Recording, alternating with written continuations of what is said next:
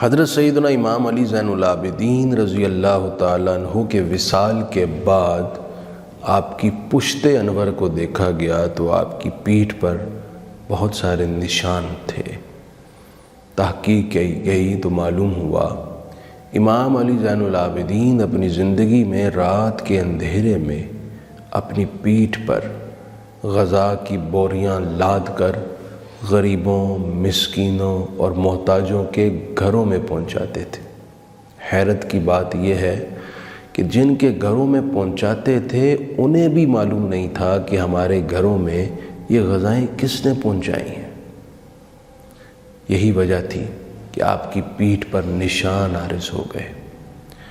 جب غذا میں حلال ہو اور عمل میں ایسا خلوص ہو تو پھر دعائیں رد نہیں ہوتی۔ یہ ہمارے لیے تعلیم اور تربیت ہے۔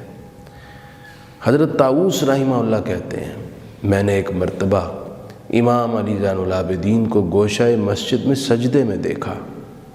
قریب ہوا، سنوں آپ کیا پڑھ رہے ہیں۔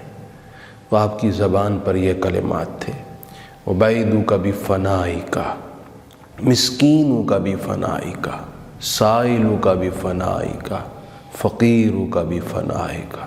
اے اللہ، تیرا یہ بندہ تیرے دربار میں حاضر ہے، تیرے دربار کا محتاج مسکین بندہ تیری امان چاہتا ہے۔ اے اللہ، تیرے دربار کا سائل تیری نوازش چاہتا ہے۔ اے اللہ، تیرا یہ فقیر بندہ تیری عطا چاہتا ہے۔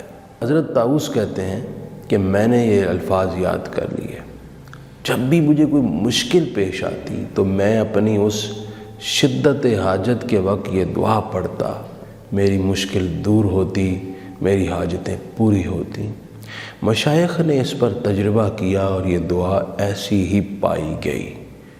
بڑی مجرب دعا، مؤثر دعا اور مفید دعا ہے۔ اس کو یاد کریں، اپنے دعاؤں میں شامل کریں۔ اللہ کریم ہمیں اس دعا کی برکت عطا کرے۔